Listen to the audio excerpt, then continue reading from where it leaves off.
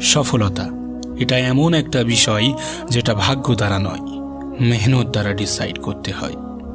সফলতা এটা এমন একটা বিষয় যেটা এমনি এমনি আসে না, এটাকে অর্জন করতে হয়। তুমি যদি সফল হতে পারো, তুমি যদি তোমার ক্যারিয়ারকে একটি ভালো পর্যায়ে নিয়ে যেতে পারো, তাহলে এই বাস্তবিক জীবনে তুমি 3টি জিনিসের সাক্ষাৎ পাবে। তুমি 3টি জিনিস উপলব্ধি করতে পারবে।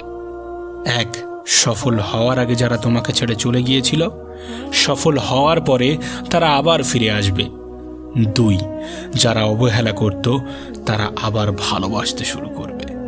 3, যারা তোমার দিকে ঘুরেও তাকাতো না, তারা তোমাকে দেখে স্যালুট করতে শুরু করবে।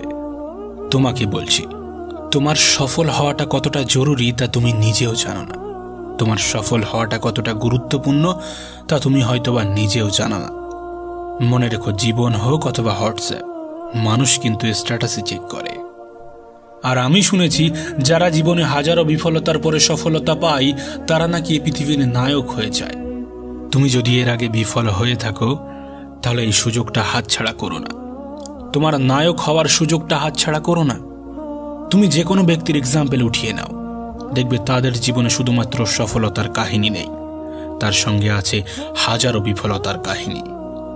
আর মনে রেখো, তুমি যদি সফল হতে চাও, তুমি যদি রাজা হতে চাও, তাহলে তোমাকে গোলামের মতো মেহনত করতে হবে। হ্যাঁ, গোলামের মতো মেহনত করতে হবে। তোমাকে বিশ্বাস রাখতে হবে চাবিগুচ্ছের শেষ চাবিটিও তালা খুলতে সক্ষম। হ্যাঁ, তোমাকে বিশ্বাস রাখতে হবে চাবিগুচ্ছের শেষ চাবিটিও তালা খুলতে সক্ষম। তুমি হয়তো ভাবো প্রথমবারেই হয়ে যাবে, কিন্তু প্রথমবারে এই পৃথিবীতে কিছু হয় না। প্রথমবারেই এই পৃথিবীতে কিছু হয় না। এক চান্সে পেয়ে যাবে, এটাকে বিশ্বাসে রেখো না। সেটাকে বারবার ট্রাই করতে হবে। একটা সময় গিয়ে একটা সময় পরে সেটা আকার নিতে শুরু করবে। মনে রেখো, মহান ব্যক্তিরা কখনো জন্ম থেকে মহান হয় না। জীবন থেকে নেওয়া শিক্ষা, কঠোর মেহনত এবং নিজের প্রতি বিশ্বাস তাদেরকে মহান করে তোলে। দেখবে